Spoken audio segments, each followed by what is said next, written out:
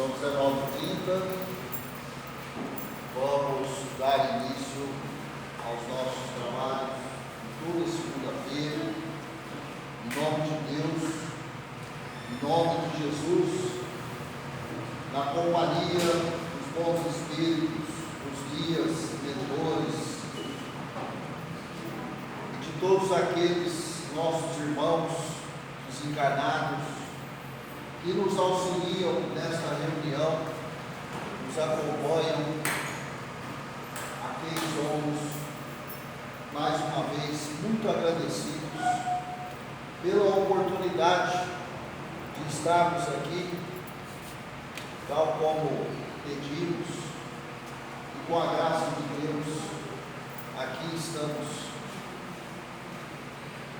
Pedimos a espiritualidade que zele pelo equilíbrio vibratório no ambiente dessa sala, não permitindo a presença de entidades que não estejam alinhadas com os propósitos da reunião, principalmente aquelas que nos distraem, nos tiram a concentração, nos desviam dos propósitos que nos trouxeram aqui a essa casa hoje. E aos encarnados presentes, pedimos que se concentrem nas preces, elevando o pensamento, aumentando o padrão vibratório, pois é dessa forma que estabelecemos uma aliança com os nossos irmãos do plano espiritual,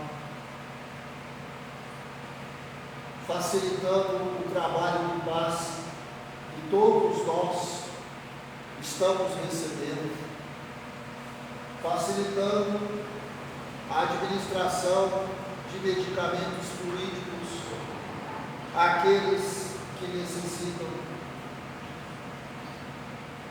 facilitando todo o trabalho da espiritualidade, a fluidificação das águas que são aqui trazidas e todos os benefícios de que somos merecedores. Pai nosso que estais no céu, santificado seja o vosso nome, venha a nós ao vosso reino, seja feita a vossa vontade, tanto na terra quanto no céu. O pão nosso de cada dia dai-nos hoje, Senhor.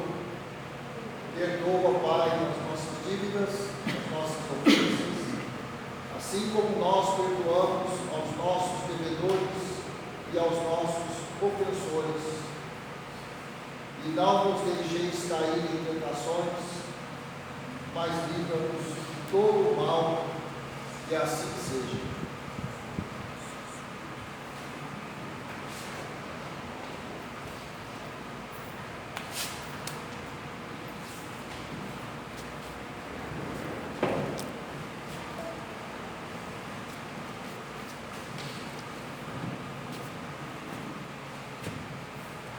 Muito bem. Mais uma vez temos a responsabilidade da palavra e, como sempre procedemos, primeiramente um pouco de estudo do Livro dos Espíritos, onde nós estamos na segunda parte do Livro dos Espíritos, no capítulo 6, que trata da vida espírita. Pergunta 286. Deixando seus despojos mortais, a alma vê imediatamente os parentes e amigos que a precederam no mundo dos espíritos.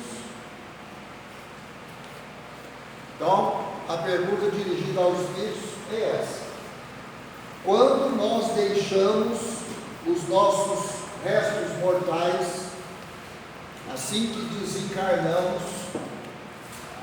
a nossa alma imediatamente vê os parentes e amigos que nos precederam no mundo dos espíritos, ou seja, que desencarnaram antes da gente,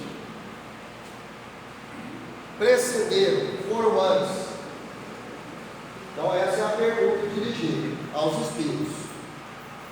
Aí eles respondem assim: imediatamente, ainda aqui, não é o termo próprio.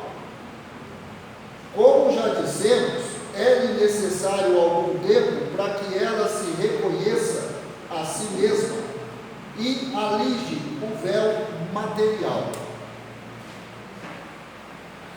Então, não há um reconhecimento de imediato. Por quê? Precisa passar aquele tempo para verdadeiramente a alma se desligar, ainda que parcialmente, mas se desligar da vida material. E aí, gradualmente, de acordo com o merecimento, vai se encontrar com parentes e amigos. Porque essa é uma curiosidade que muita gente tem. Muita gente. Quando eu desencarnar, eu vou encontrar minha turma? Às vezes até vai.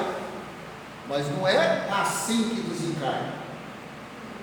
Vai precisar de um tempo para que ocorra o desligamento completo, ou parcial, mas relativamente completo, né, da matéria. Bem, 287. Como é acolhida a alma no seu regresso ao mundo dos espíritos?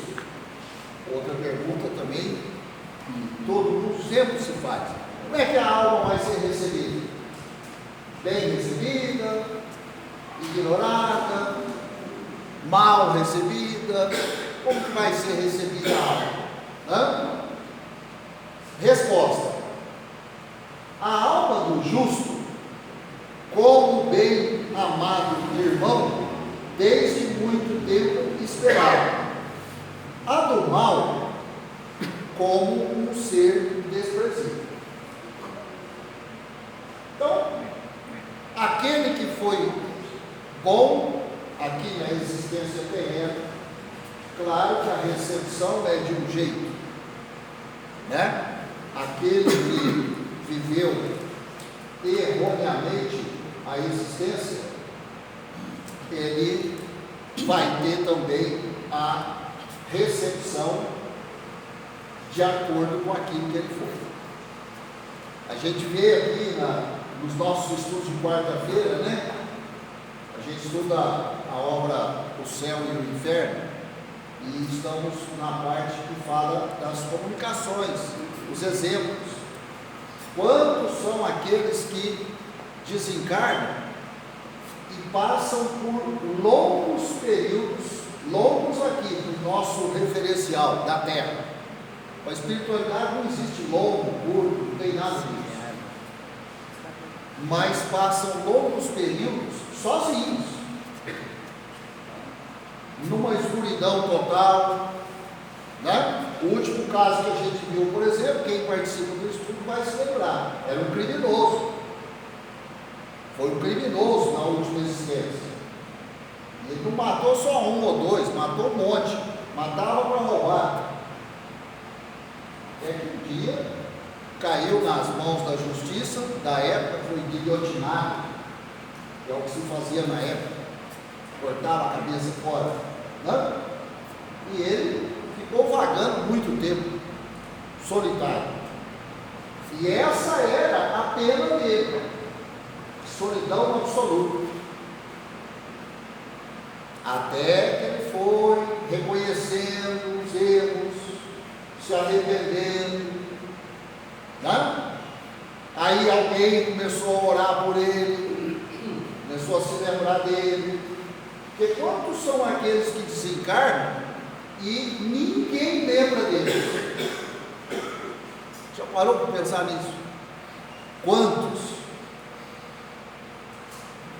Né? Porque às vezes você tem aqui os parentes e tudo, então a hora que você desencarna, parentes lembram de você, oram. E aqueles que não têm parente nenhum? Ou então tem, mas tudo distante, afastado. Ninguém nem lembra, nenhuma oração. Obviamente o Espírito vai sentir isso aí. Claro que vai. Né? Bom, 288.